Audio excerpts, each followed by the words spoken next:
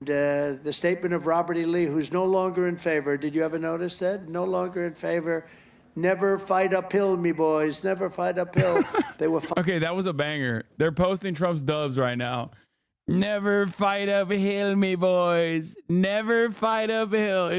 I had forgotten about this. This is an all-timer quote from Donaldo. Such a banger. Fucking my goat, dude. Holy shit. Never fight uphill, me boys. Don't fight uphill, me boys. Don't fight uphill, me boys. Fight downhill, me boys. Memory, history. Which ultimately triumphs, memory or history? Memory usually triumphs, at least in the short term. Well, first of all, what happens if he wins and he has power? Well, are libs going to reject him winning? I mean, he's insane. He's a fascist, right? That's what they're saying. So if he wins... Oh, speaking of which, Mark Rebele, friend of the show, filmed what the New York Police Department was busy doing on Sunday afternoon, trying to put a 12-year-old child in cuffs who's selling fruit with her family.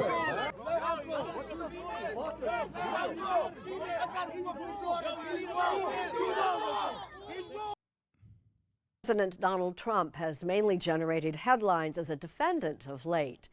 Mr. Trump's faithful supporters see him in a very different light. Senior contributor Ted Koppel takes a closer look at the election and what may come after. It's mid-April in an open field at the edge of Schnicksville, on the outskirts of Allentown, Pennsylvania. Nice warm beanie hats. Snacksville rally shirts. Winter has not entirely surrendered. The faithful have been lining up since late morning, although Mr. Trump is not expected before early evening. On a day like today, it's cold. It is. It's wet. Yep. It's nasty. Yep. What the hell brings you out here? The truth, freedom. We want our freedoms. That's what we're here for, freedom. Nobody. Absolute hogwash. Absolute just blind, empty rhetoric with nothing attached. These guys will surely reconsider their position. Now, when they hear that Biden is actually... When Biden is actually... when they're forced to reckon with Biden's proposition on how he will truly be the immigrant melter candidate, these guys will definitely reconsider their undying loyalty to Trump. I know it. Nobody cares about the working class. You don't care about us. You want your ratings on CBS, and you want to lift up that idiot. Oh, yeah. It's working class. How much you want to bet she has a fucking Etsy shop and her husband is an HVAC business owner? Working class, my fucking dick, dude. Get out of here. In the White House. Okay, you've already made up your mind about me. And No, I'm not saying you. I'm sorry if you thought that. That's all right. I'm saying the media, you have been lying to the American people long enough. This rally took place weeks before any verdict in Trump's New York trial had been reached. But the faithful weren't going to be swayed by any verdict delivered by a New York jury. He's not guilty. If anybody's guilty, it's Biden. Sorry. There would appear to be very few, if any, people in this crowd. It was rigged. It was fake. Looking to be convinced of anything new. Do you folks think that Trump lost the last election? No, not at all. And truth will come out. Yeah. It's coming out slowly. There's going to be another election. And when it's all over, if they say Trump lost. He will not lose. Well, It's in God's hand, and he's going to straighten this country out. I'm a Christian, and I just know that there's a lot more to this than what they're showing us out there now. I think God's behind everything we do here, and I mean that sincerely. You think President Trump is a man of God?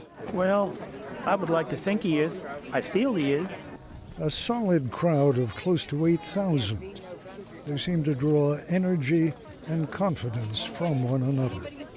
We're living in a fascist state. Over these past few weeks, in interviews and at other public appearances, Trump himself has raised the specter of violence should he lose this next election. The events of January 6th, the violence on the steps of Congress, the chaos in the halls of Congress, President Trump's initial reluctance to call his supporters off. All of that has congealed into an alternate reality. No longer a travesty to be condemned, it is an act of heroism to be celebrated. It is pretty funny how the Republican narrative shifted so dramatically as time passed, where they went from like, yeah, these guys got to get locked up. These guys are being like thugs. What's happening? These criminals, to like, actually, they were patriotic Americans who need to be celebrated and immediately released from prison because they're hostages. They're political prisoners. Every part of Republican arguments devolve into the same fucking bullshit. January 6th was peaceful, but it was a riot. But if it was a riot, then it was just Antifa that caused it. And if it was our people that caused it and they're in prison, actually they were demonstrating heroism and immediately must be released. What is it? Which one is it? You can't, like, why do we always allow Republicans and just reactionaries in general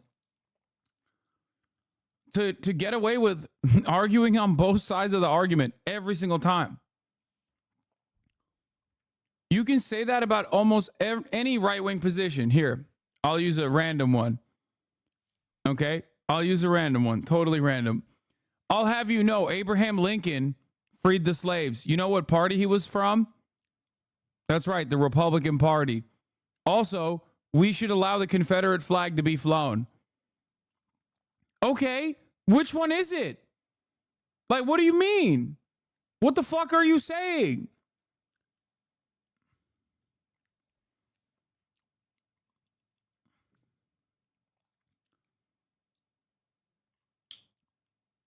I can't believe...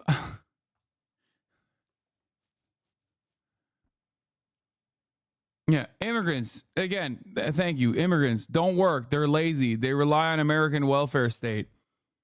But they also steal the jobs from hardworking Americans. Is that not what I said, chat? Is that not what I've been saying for years at this point? Which is none of this fucking matters?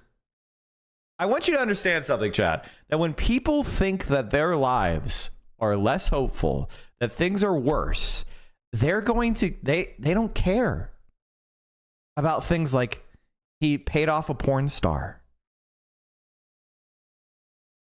Trump can pay off all the porn stars he wants if my life is better. That is what Americans and regular people think. The whole like, oh my God, the decorum of the White House. That is something that rich people who are comfortable care about.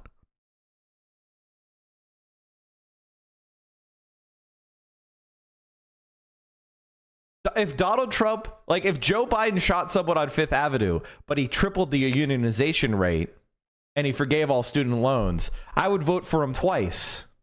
Prize for the horribly and unfairly treated January 6th hostages. At some rallies, men identified as the convicted rioters singing the national anthem are invoked as victims, even heroes. Ladies and gentlemen, I think the only positive from January 6th is that these fucking annoying HVAC business owning dipshits, for the first time ever, saw legitimate criminal consequences for their obvious criminal actions, and therefore the likelihood of it happening again is like fairly low, because no, not 10 of them, approximately 1,600 of them, as a matter of fact. So no, not 10 of them. And to be fair, that is the reason why I think you see a lot less support for this sort of shit at Trump rallies. Tonight, though, please welcome the next president of the United States, President Donald. Sir, you need to start making fun of plumbers too. Some of his HVAC guys are socialists. Yeah, not the fucking HVAC guys that are shellacking me today. Okay? Trying to fix my goddamn AC. J. Trump. Trump seems to be missing some of his usual spark. I'm freezing my ass off up here. They can relate. Many have been out here for more than 8 hours. They are nothing if not sympathetic. 2 days from now. The former president is only days away from his own trial in New York. Biden trial. They're all Biden trials. You know that, right? They know that Donald Trump Have a crooked judge. may be distracted. Fully gagged before a highly conflicted and corrupt judge. We're only a couple of hours away from the Civil War battlefield at Gettysburg. The Battle of Gettysburg, what an unbelievable, I mean, it was so much and so interesting and so vicious and horrible and so beautiful in so many different ways. Other than proximity, though, the president appears unsure as to why he brought it up. Gettysburg, wow. I go to Gettysburg, Pennsylvania to look and to watch. And Gettysburg, wow. I love that. Gettysburg, wow. The statement of Robert E. Lee, who's no longer in favor. Did you ever notice that? No longer in favor. Never fight uphill, me boys. Never fight uphill. They were okay, that was a banger. They're posting Trump's dubs right now. Never fight uphill, me boys. Never fight uphill. I had forgotten about this. This is an all-timer quote from Donaldo. Such a banger. Fucking my goat, dude. Holy shit.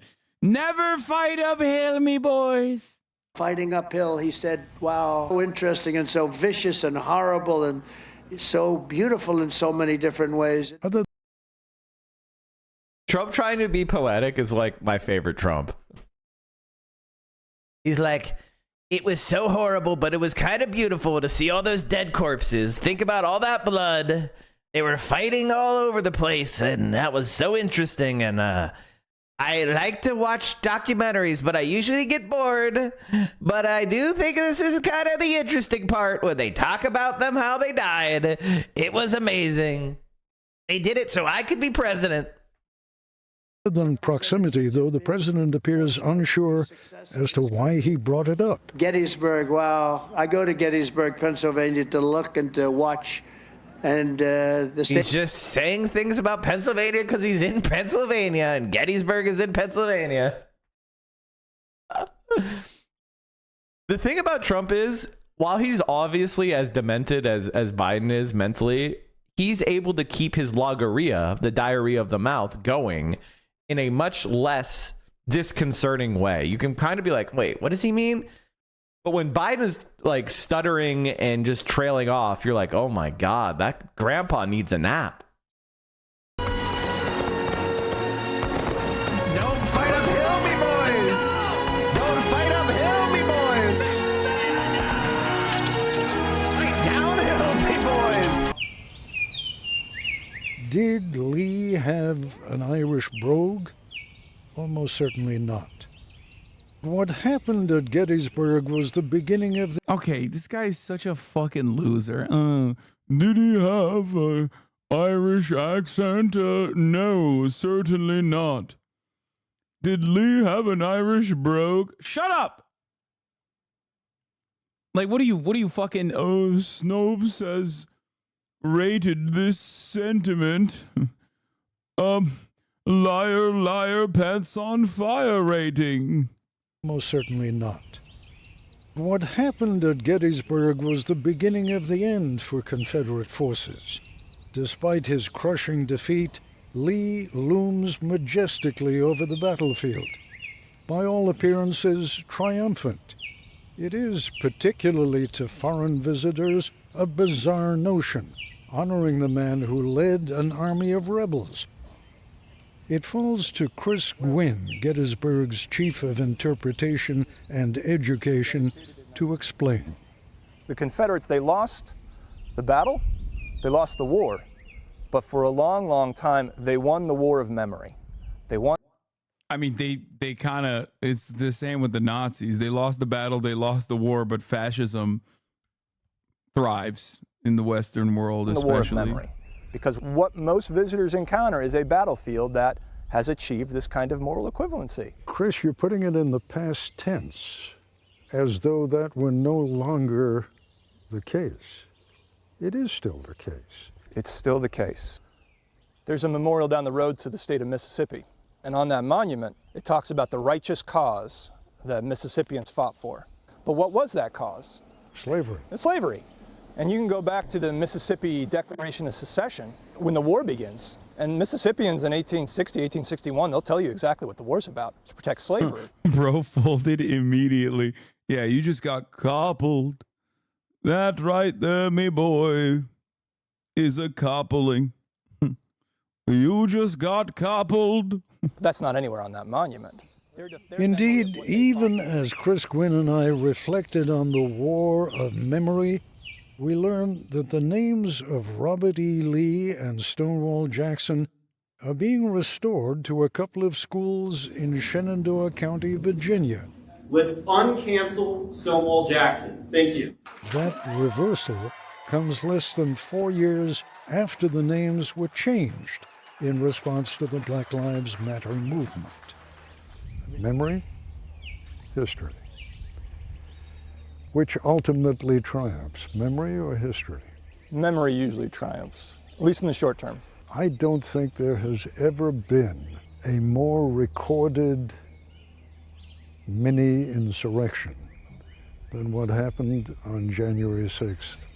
And yet we're still arguing about what happened. Are you seeing some of the same similarities that I'm seeing in what's happening today? To a degree. I mean, you don't have to. If it's too hot a potato... It's a little hot. It's a little hot for the Park Service. What I remember from the January 6th riot, insurrection, is I saw Confederate battle flags in the halls of Congress for the first time. They achieved something that Robert E. Lee and his Army of Northern Virginia never even got close to. They're physically in the halls of Congress with the same battle flag that Virginia units on this battlefield carried. And that's something I never thought I'd see. Does it bother you? Deeply, profoundly. Because? We fought a 4-year war that cost 700,000 lives. And to see that symbol, that flag, utilized in that way, and to see it in that building was something that I think if you could go and reincarnate some of these Union soldiers, these United States soldiers buried in that cemetery, they would be aghast at the sight of that. Wars rarely begin in a climate of foresight. So could the chest beating at a political rally provide real insight as to what could happen in the event of another Trump defeat? We have to get Biden the hell out of office and send him back to wherever he comes from. Condition one, be ready. Which means I don't know. I think there's going to be some real unrest in this country. I think everybody will step up now. What's he gonna fucking be ready for, bro? Be ready for heart disease, okay? Step up now. In condition one, be ready. Like, be ready for fucking stairs. Like, what the fuck you mean, be ready? What are you gonna do? Shit yourself? Shit your diapers? Is that what you're gonna do? Just be ready. That's why, sir. Be ready for divorce. Condition one refers to a firearm with the safety on, a live round in the chamber, and the hammer cocked. Condition one. We will never, ever, ever, ever back down. President Trump's critics, and they are legion, are fearful of what his victory in the election might mean for the country. They might do well to consider the consequences of another Trump defeat. We will not go another 4 years at the pace we're going. Our side will fight back then. Tell me what that means. It means our freedom will not be stolen anymore. What if it happens again? Come on, ask a second question. Like, what do you mean, our freedoms? Like, what freedoms have been stolen from you? Like, you're 800 years old, brother. What freedoms are being stolen from you? Like, what could he possibly mean when he says that?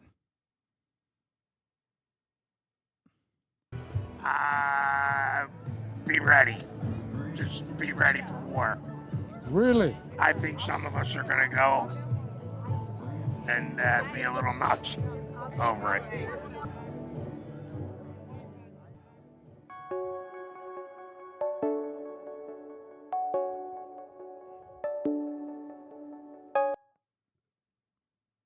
Oh my God.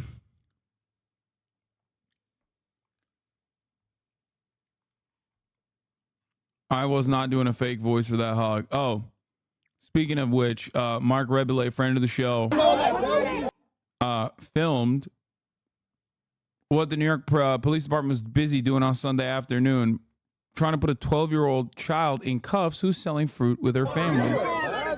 Bro, pussy, bro.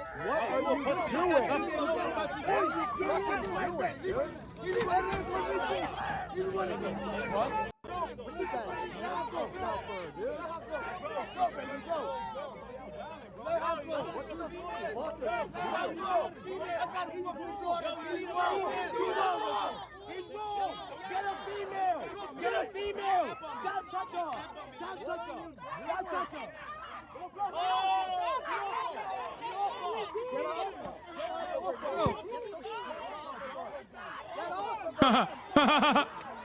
Sorry.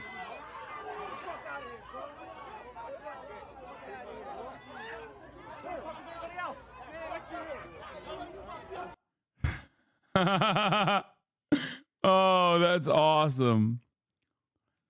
I walked up on Parks trying to put the fruit cart in the dumpster.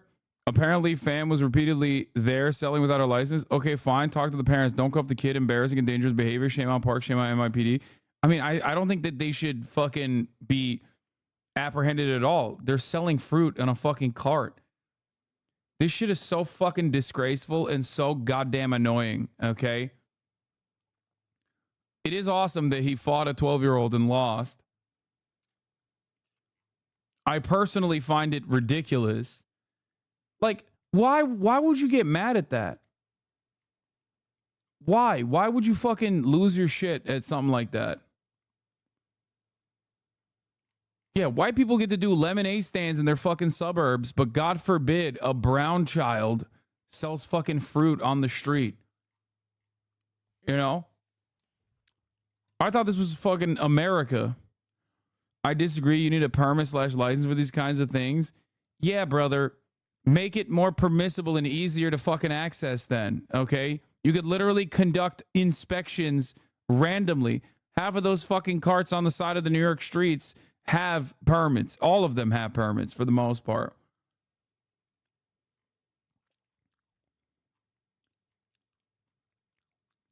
It is functionally no different, for the record, than literally a lemonade stand.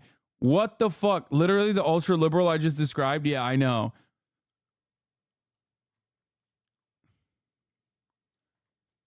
Yeah, did he have a permit? Did she have a permit? Did the 12-year-old child have a permit?